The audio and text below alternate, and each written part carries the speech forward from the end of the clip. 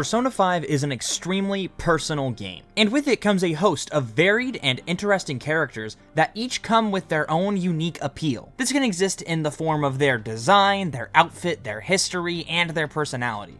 Since each of these traits is largely a matter of personal taste, different characters are bound to attract and repel different players. Some may find Ryuji's open book nature and simple outlook to be highly relatable and fun, while others may prefer the more contemplative yet socially clueless Yusuke. But no matter who your favorite character is, there's no denying that one character specifically has made a name for themselves that sticks out more than any other character in the game. And that character is Goro Akechi. Now, whether you love him or hate him, it is impossible to deny that he is one of the most discussed and interesting characters in the game. But why is that? How was a single character able to become so popular with relatively little screen time when compared to more prominent members of the main party? Well, today, that question is exactly what I seek to answer. And if you hear me out all the way to the end, you may just end this video with a shifted perspective on the detective prince Goro Akechi. To start things off, we're going to need to develop a basic understanding of Akechi's history so that we can come to understand how he ended up where he did. Now, the game tells us that Akechi's father left him and his mother when he was very young, and not too long after that, his mother passed away, leaving him at the mercy of social services. This childhood was one wrought with abandonment and feelings of inadequacy that left him with a strong desire to be accepted and loved. Over the course of his childhood years, these desires were perverted by his hatred toward his father and left him with a burning need to take revenge on Shido and gain power within the very systems that have failed him. In achieving this goal, he made a name for himself as the Detective Prince, which was largely a mask that he used to gain favor with those around him in order to succeed in the justice system as a detective. It's at this point that he begins working with Shido and using his powers in the metaverse to get close to his estranged father and get closer to his goal of revenge. However, just as things are starting to get good for the Detective Prince, small problems start popping up. And as you may have guessed, those small problems are the Phantom Thieves, and more specifically their leader, Joker. Just like Akechi has been manipulating the metaverse to further his goals, Joker and the Phantom Thieves have also been doing everything in their power to counteract his actions. In fact, the Phantom Thieves are starting to see success on a small scale with characters like Kamoshida and Madarame. It's at this point that Akechi and Joker begin to interact, and we get the famous pancakes scene that will later become Akechi's downfall. All of this backstory and theming around Akechi and his exploits in the metaverse is done in an attempt to draw a strong thematic parallel between Joker and Akechi. And the third semester is dedicated to exploring those themes. But before we get to that, we need to look at how Akechi's confidant was reworked in Royale.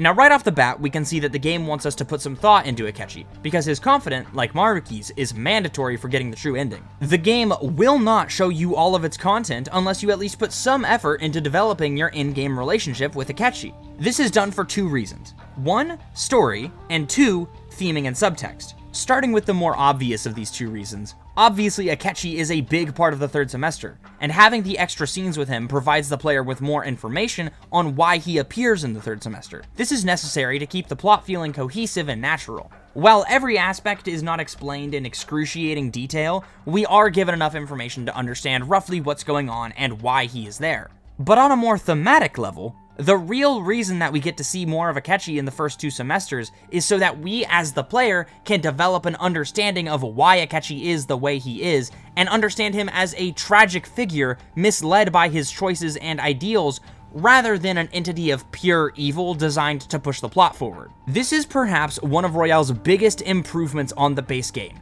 as it really turns Akechi into a person rather than just a villain who perhaps has a morally gray motivation. In Royale, Joker spends significantly more time with Akechi, and we begin to see that these characters, when not working towards opposite goals, are extremely similar. They have similar talents, they talk about the same things, they even have cohesive views on a lot of subjects. This makes it so much more painful to see how things ultimately turn out, because it seems like Joker truly could have had a real friendship with Akechi, had circumstances been different, and yet they are not. So with that in mind, we get to see him once again in the third semester. In the final act of the game, we are reunited with Akechi, but he's no longer putting on the mask of the Detective Prince that he held onto for most of the game. In the base game content, he's always in that persona, and very rarely does he let his true nature shine through. But here, we see that true nature unfiltered, and I argue that it is in the third semester where Joker and Akechi are at their most different, yet simultaneously their most similar. Now the differences are obvious. Akechi is ruthless and crude.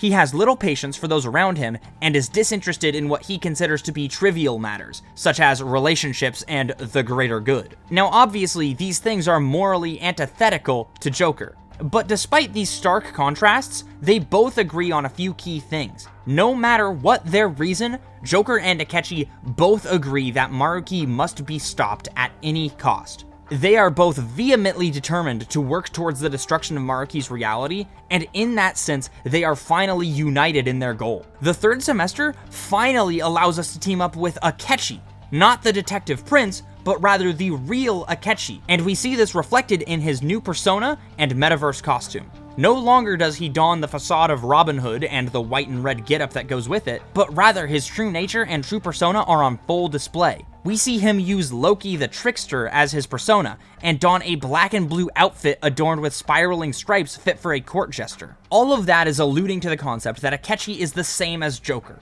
a trickster, or in the language of the game, one with a strong will and the ability to change the future. It's no coincidence that Akechi's true persona is Loki, but rather a deliberate choice done in an attempt to deepen the parallels already present. As we know from Norse lore, Loki is the god of mischief. He is a deceiver and a trickster at his core, yet he tends to walk on the more negative side of things. This is a direct response to Joker's version of the gentleman thief trickster, one who does good for the masses through underhanded and perhaps questionable means. Now I know that this is a tired metaphor, but just like the famous yin-yang symbol, there is good in Akechi like there is bad in Joker. At the end of the day, neither one of them is completely free of misdoings, but Akechi is the negative to Joker's positive, and that is made very clear by his demeanor throughout the final chapter of the game. While the third semester offers no real redemption for Akechi in the eyes of the public or in the eyes of the Phantom Thieves, what it does do is provide an opportunity for us to see the real Akechi, as he's no longer burdened by any facade that he had to wear in order to keep his status and power within the very systems that he was trying to play. He never fully comes to terms with Joker's and the Phantom Thieves' ideologies, but what he does do is begin to live as an individual free from the masks that he wore to appeal to those around him. So while he may not be a good person, I don't think that his tale is one of tragedy, as in the end, even if it is just a projection of Maruki's reality, Akechi is able to break free from the bonds that held him back and live authentically as his own person, even if it is only for a little bit. Characters like Akechi matter so much, especially in a game like Royale, because they really get us thinking about the true nature of not just the villains, but the heroes as well. And who knows? With the small tease we got in the final cutscene of the game, maybe Akechi is still alive out there trying to find a way forward. Hey, thanks for making it to the end of the video. If you made it this far, then you probably liked what I had to say. If that's the case, be sure to leave me a like so I know I'm doing something right. Be sure to subscribe so you never miss an upload. Also, I have a Twitter and an Instagram if that is something that interests you. Links to those will be below. But with all that YouTube stuff out of the way, I just want to say thanks for watching, and I hope to see you next time.